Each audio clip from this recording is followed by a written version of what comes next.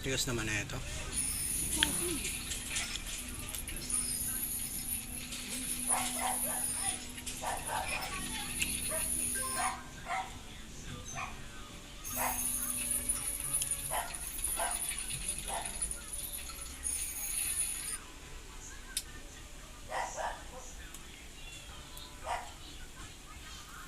Parang dry naman yung balat ko. Anong nangyari?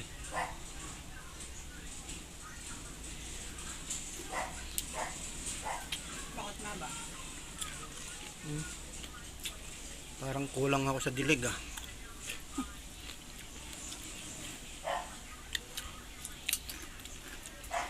Mag-love shout guys. Kain tayo ice cream. Sausawan natin ng ganun ano.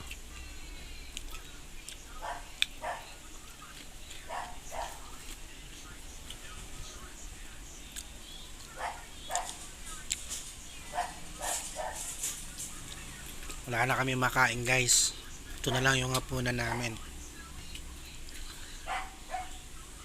Kasi hindi pa ako sumasahod sa YouTube guys. Nakakabili lang kami ng bigas pag sumahod na ako sa YouTube. Oo, alam mo.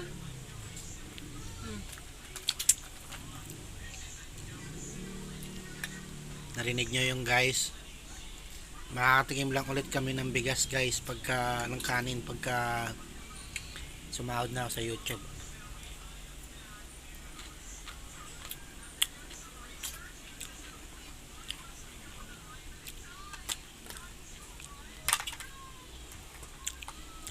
So mga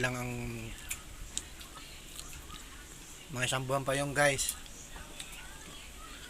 Tignan nyo, nagpi-play kami ng playlist oh.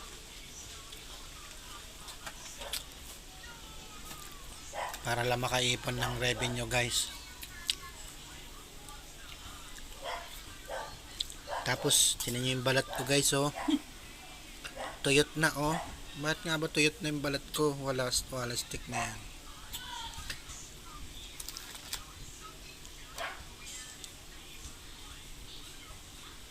Kulang na ako sa dilig guys. Hindi na ako nadidiligan ng asawa ko guys. Nakakadilig mo nga lang eh.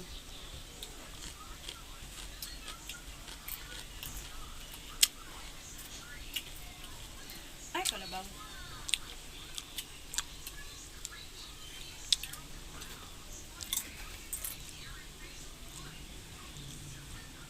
Kakadilig. Wala nga eh. Tulog ka kasi ng tulog.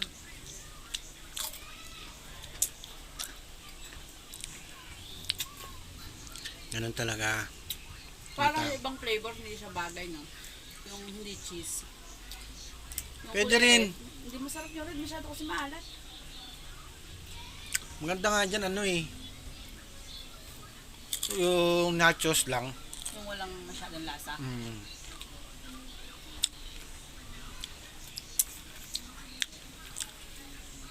Tinakas na ng isa yung chocolate eh. Kunin mo sa anak mo yung ice cream. Tinakas na yung isang cup.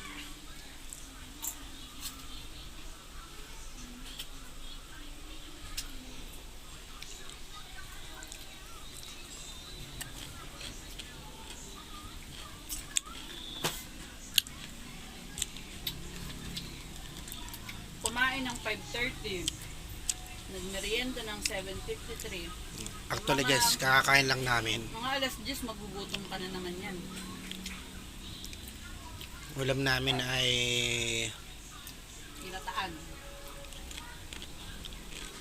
kinataang ano isda yun? Tuna?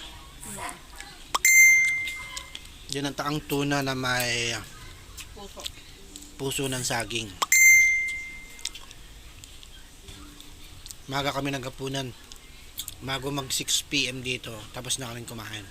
Kaya maaga pa rin magugutom na agad. Kaya maga magugutom. May tutulad nito. Bumaba sila. Picnic kami bukas. Bumili sila ng babaunin kasi pupunta kaming Luneta bukas ng maga-maga. Hayaan namin magtumakbo-takbo dun yung bunso namin. Oo nga kasi, hindi na siya na magharapin lang siya ng tumakbo. Kasi pag nandito sa bahay, wala nang ginawa kundi mag-tablet eh. Kaya hayaan namin bukas pumunta siya dun sa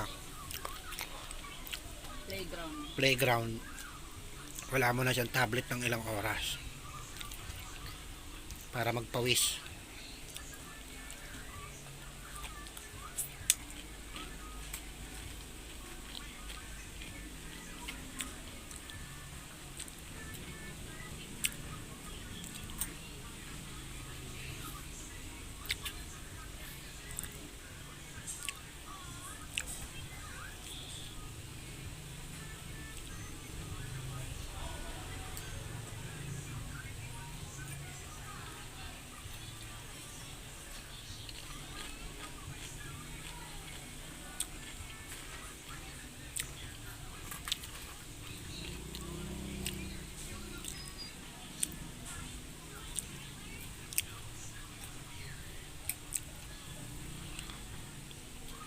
Yung nabila namin ng ice cream kanina. Saka maliliit ang tipak na ito. Ano ba yung nabili mo?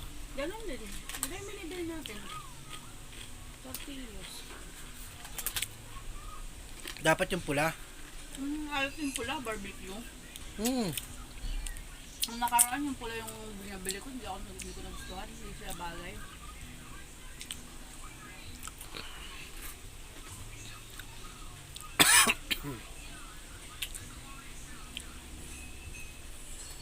Ilan ba yung calories?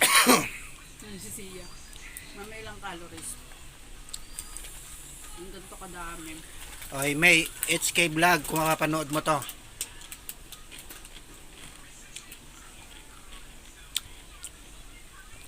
Namimiss mo ba to HK Vlog? Balita ko ito yung kinain nyo ng ano mo eh. Gawa mo. Ah! Mabit na lamunan ko.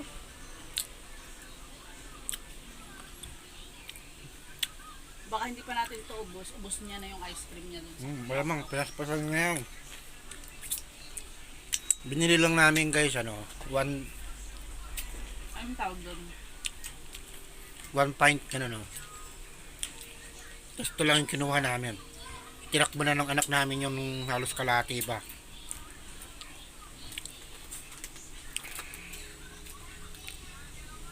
Naalala mo naman yung bata pa siya. Hindi siya marunong kumain ng ice cream. Ayaw niya. Nito na lang siya natuto ng 4 years old na siya eh.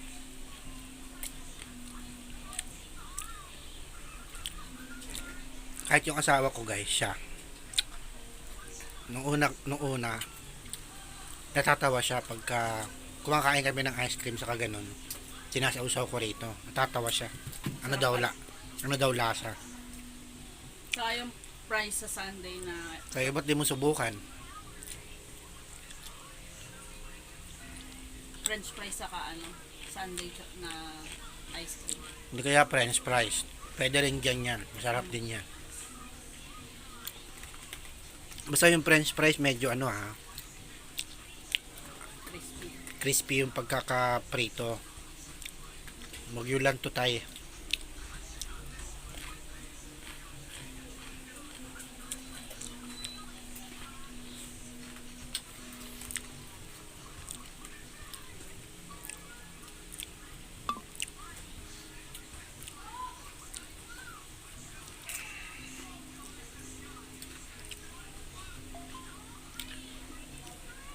Babaw lang yung kalagayan namin guys. Ito lang masaya kami. Ito lang kami mag-asawa, masaya na kami. Tapos manonood kami Netflix. Tapos mag Netflix, matutulog na. Bago matulog, kukwentuhan muna. Mas masaya kaysa sa gumala. Ganun lang lifestyle namin guys. Hindi kami mahilig sa mall. Mas gusto sa luneta kaysa sa mall. Mas gusto namin yung mga open space.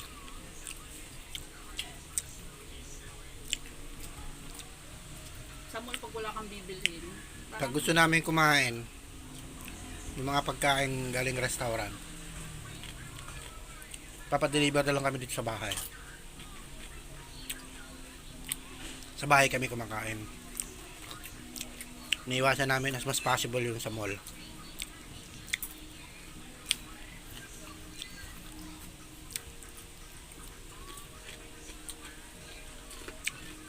Hindi kami nag-i-enjoy dun kumain sa mall eh. Parang nakakaanong kumain ng matagal. Maingay. Mas kailangan- Tapos hindi ka makakain ng maayos kasi may nag-iintay dun sa space na inukupa mo. Nakakaya naman. Parang sila pwede magtagal pagkain. Hindi ka guys sa bahay na kahit ilang oras na kumakain. Okay lang.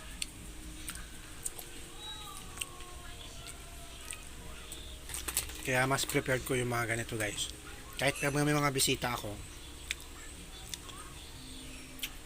as long na mapapag-usapan ko yung mga bisita ko na sa bahay na lang gawin yung salo-salo, yung kain. Kung kinakailangan magluto ako, mas okay pa yun sa akin kaysa yung kumain sa labas. Pero pag yung mga anak mo may birthday sa labas. No? Yun lang, yung mga anak ko, Niligas nila lang ano yun. pag nagbe-birthday sila, Chinese restaurant. gusto nila yung mga Chinese restaurant. Palibasa kasi may lahing Chinese.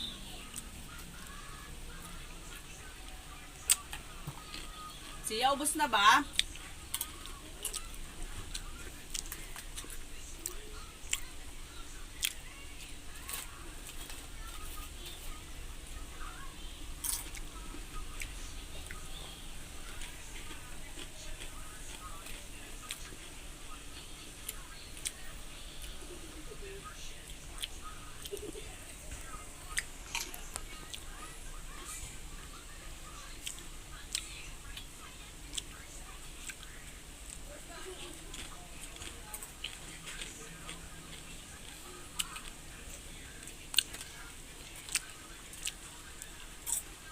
Na-upload mo yung 16 minutes. Imala, na-upload kanina. Naghubo ka nga ulit ng 20 minutes. Tingnan mo kung ma-upload. Matagal ako hindi nakapag-premiere guys, di ko malaman kasi anong dahilan. Pa nag-upload ako ng video na mga 20 minutes, 19 minutes, ayaw tanggapin ni YouTube. Hindi daw match yung quality ng video.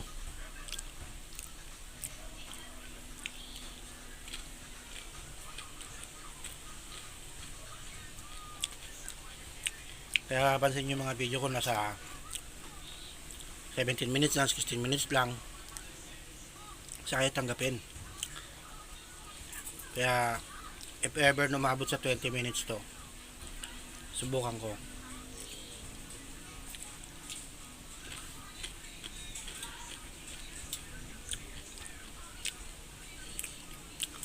Ito yung setup ko guys oh. Ayan yung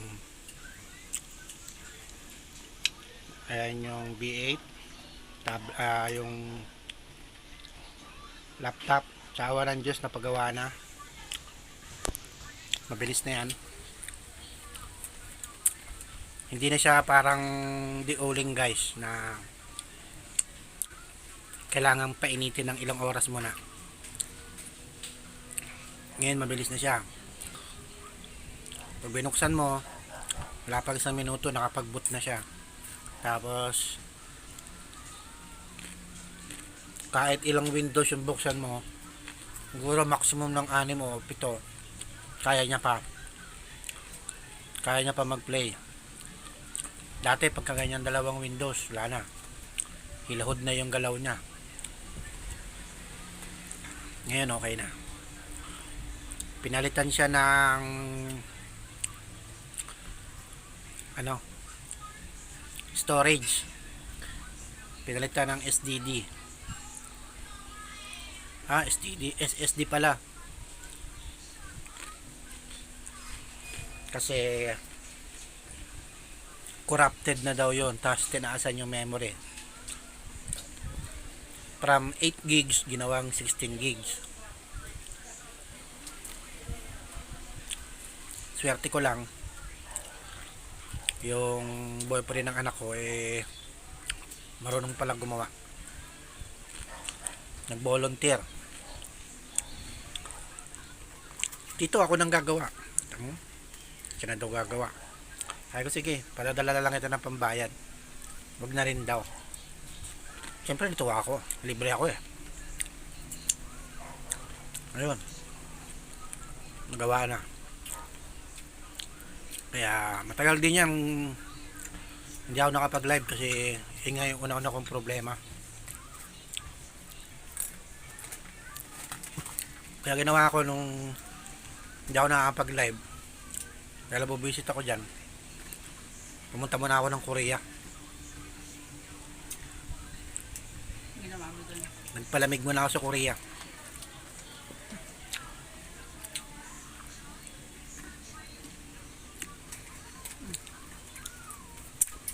Kaya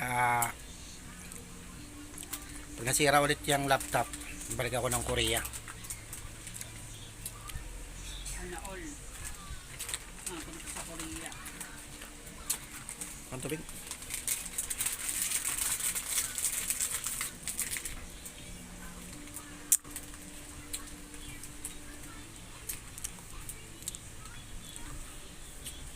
Ayun, pag nagre-replay ako ng mga live na kantahan, kinakabit ko siya doon sa speaker. Ayan. Lalo na pag magkaganda yung mga kantahan, bawa kanta ni Madam Love Nami, yung mga nire-request kong kanta, piniplay ko doon sa speaker. Malakas yung speaker na yan, madagong-dong yan, kahit maliit lang yan. Ayan o. Ay, may bigyan ko pala kayo guys ng technique. Ito, natuklasan ko lang. Ayan o, makikita nyo yung condenser ko, saka yung ano, tawag nito, yung hawakan niya, yung bracket. Minsan pagka sa earphone ninyo may maririnig kayong parang grounded, tapos pag hinawakan nyo yung mic nyo, nawawala yung ground. Gawin nyo, lagyan nyo lang ng wire na gano'n, no? Balatan nyo yung tigkabilang dulo, ilagay nyo doon sa may base ng mic, tapos i-ground nyo lang doon sa may frame ng handle. Ganyan lang, oh. May balat lang yung tigkabilang dulo. Parang i-ground mo lang siya doon sa may ano. Nawala na yung ugong. Hindi na nakakarita yung parang may umaandar na ventilador palagi sa tenga mo, ganun. Nawala na siya. Hindi na masakit sa tenga. Wala na yung parang feedback, wala na yung parang biglang may sumisirit.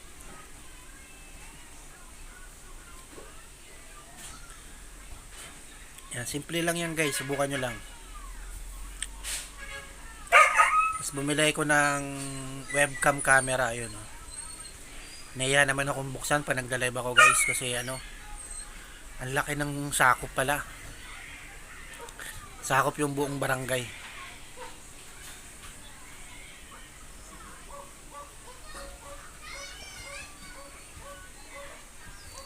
Kaya ano, kaya nagpi-play kami ng playlist ng Timborn. Meron kaming playlist ng Timborn once a week.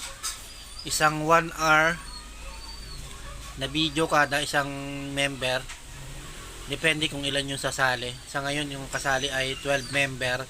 So 12 hours yan. Tapos isang video na 17 minutes na long video. So depende rin kung ilan yung sasali. Pero ngayon kasali din ay 12 din. So yun yun. So sa loob ng isang linggo, ang piniplay na playlist ay isang parang sa 17 minutes, saka isa para sa 1 hour. So ito yung 1 hour. Late na nga kami nakapag-play kasi nakaligtaan na eh. Pero 1 week ang duration yan. After 1 week, may ilalabas ulit na panibagong playlist.